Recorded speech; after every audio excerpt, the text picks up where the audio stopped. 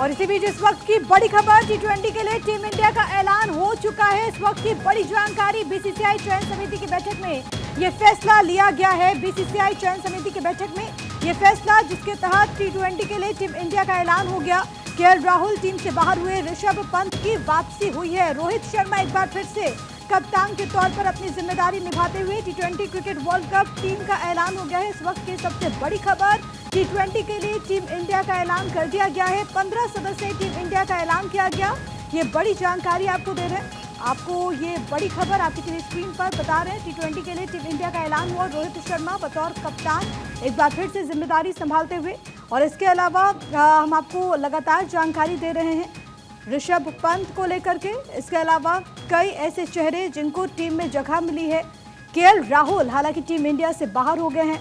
इस वक्त की बड़ी खबर, केएल राहुल, और हालांकि जिस तरीके से उनके फॉर्मेट को लेकर के भी हालांकि सवाल उठ रहे थे, लेकिन अभी जो बड़ी खबर है वो ये कि विराट कोहली, मोहम्मद सिराज और चहल टीम में हैं, और इसके अलावा केएल राहुल टीम इंडिया से बाहर हो चुके हैं। टी20 क्रिकेट वर्ल्ड कप टीम का ऐलान हो गया। आयुष सूर्यवंशी मेरे साथ, मेरे सहयोगी तमाम जानकारी के साथ इस वक्त न्यूज रूम से लाइव मौजूद हैं। आयुष, बड़ी खबर है, टी20 वर्ल्ड कप टीम से का ऐलान हो चुका है। रोहित शर्मा को एक बार फिर से कप्तान की जिम्मेदारी, और क्या इसमें खास?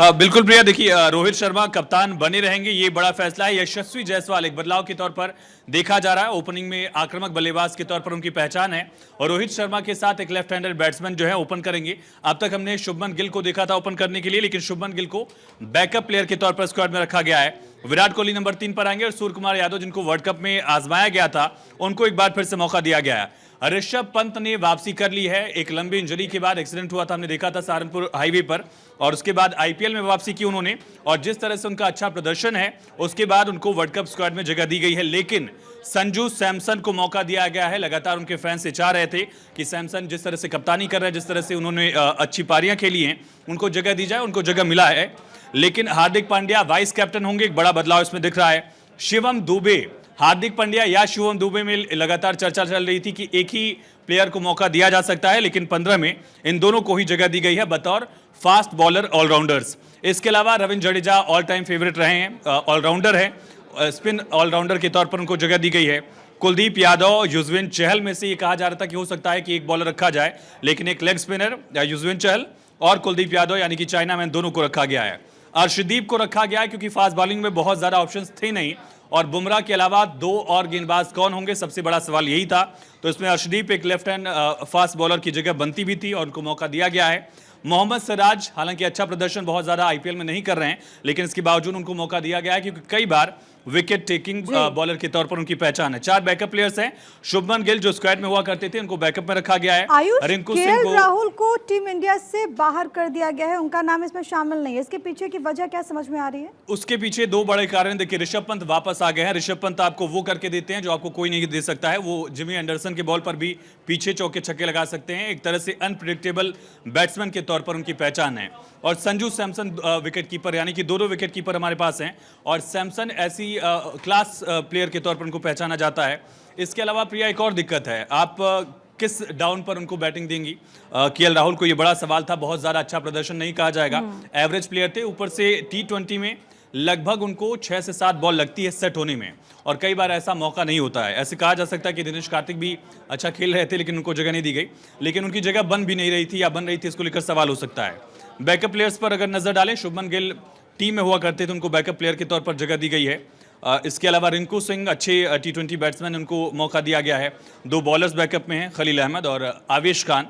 ये 2 बॉलर जिनको लेकर कहा जा सकता है कि अगर ये सिराज और अर्शदीप नहीं चलते हैं तो हो सकता है कि इन पर भी एक बार नजर डाली जाए। प्रिया, बिल्कुल। और आयुष, क्योंकि संभावितों का नाम तो पहले से ही चल रहा था कि किसको जिम्मेदारी मिल सकती है, किसको नहीं, लेकिन सबसे बड़ी बात है ऋषभ पंत, क्योंकि जिस तरीके से उनका रोड एक्सीडेंट हुआ, हालांकि आईपीएल के मुकाबले में हमने देखा कि चेयर करने के लिए पहुंच जाते थे ऋषभ पंत, अब उनके लिए एक major comeback.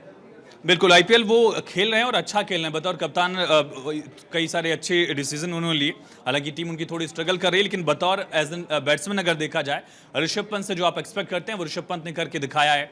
Running between the wickets को लेकर समस्या थी, ये चैलेंज था उनके सामने, लेकिन अच्छी विकेट कीपिंग कर रहे हैं, अच्छा रन कर रहे हैं वो, और रनिंग भी उनकी अच्छी है, और यही एक्सपेक्ट किया जा रहा था। बहुत ज़्यादा संभावना है कि अगर ऋषभ पंत खेलते हैं तो फिर संजू सैमसन की जगह नहीं बनेगी, और संजू सैमसन एक स्क्वाड में भले हो सकते हैं, और इसका एक और बड़ा कारण ये है कि ऋषभ पंत जो है लेफ्ट हैंड बैट्समैन है।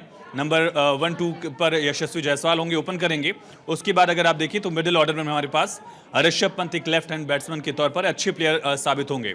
हालांकि फिर शिवम दुबे और रविंद्र जडेजा जरूर हैं, लेकिन फुल बैट्समैन के तौर पर ऋषभ पंत को ये जगह दी जा सकती है, और प्रबल दावेदार भी हैं। जिस तरह से खास करके टेस्ट में भी उन्होंने जो गाबा टेस्ट था, एक ऐतिहासिक टेस्ट रहा है, वहाँ पर भारत ने जीत दर्ज की थी, ऋषभ पंत ने अकेले वो मैच जिताया था। उसके बाद से उनकी छवि काफ़ी बनी है, और जिम्मेदार प्लेयर के तौर पर भी उन्होंने खुद को साबित किया है। तो माना जा सकता है कि संजू सैमसन की जगह भले स्क्वाड में है, लेकिन शायद ऋषभ पंत एक मजबूत दावेदार हैं प्लेइंग 11 के लिए। और आयुष, इस पूरी अगर हम लिस्ट को देखें, क्योंकि इस वक्त हम दर्शकों को नाम भी बता रहे हैं जिनको जगह मिली है टीम में, इंडिया में, अगर इस लिस्ट को देखें तो क्या कहा जा सकता है कि ओवरऑल एक बैलेंस्ड है, और इसमें एक खास रणनीति के तहत तमाम जो प्लेयर्स हैं उनको मौका मिला? बिल्कुल, जो परफॉर्मिंग प्लेयर थे उन्हीं को मौका दिया गया है, और खास करके युवा जो प्लेयर्स उनको तरजीह दी गई है। थोड़ा एक फैक्टर जो चिंता वाला रहा है वो इस टीम में भी दिख रहा है प्रिया, कि फास्ट बॉलिंग में हमारे पास बहुत ज़्यादा ऑप्शंस नहीं हैं। हमारे पास इकलौते बॉलर अच्छे बुमराह हैं, जिनको टीम में जगह देनी ही थी, उनको मौका मिला है, लेकिन बाकी 2 या 3 बॉलर्स कौन होंगे इसको लेकर बहुत ज़्यादा ऑप्शंस नहीं थे, और इस साफ टीम में झलक रहा है कि अर्शदीप सिंह और सिराज को जगह दी गई है। यूनाइटेड स्टेट्स में और वेस्ट इंडीज़ में ये सारे मुकाबले होने वाले हैं इस साल के T20 वर्ल्ड कप के। नई जगह है, यहाँ तक अब तक कोई इतना बड़ा मुकाबला यूएस में हुआ नहीं है, इस वजह से देखना होगा कि क्या टर्निंग ट्रैक्स होती हैं, और अगर टर्निंग ट्रैक्स नहीं मिलती हैं टीम्स को तो फिर फास्ट बॉलिंग में ऑप्शन कितना बचता है। अर्शदीप ठीक है, एवरेज प्लेयर हैं, लेकिन सिराज इस समय बहुत ज़्यादा महंगे बॉलर साबित हो रहे हैं, विकेट्स भी उनसे नहीं निकल रहे हैं, तो ये एक चिंता वाला जो पहलू है वो फास्ट बॉलिंग में दिख रहा है, और वो टीम सिलेक्शन में भी दिखा है कि टीम के पास सेलेक्टर्स के पास बहुत ज़्यादा ऑप्शंस थे भी नहीं। क्या वो भुवनेश्वर कुमार के पास वापस जाते, ऐसा सवाल उठ रहा था, उनको जगह नहीं दी गई है।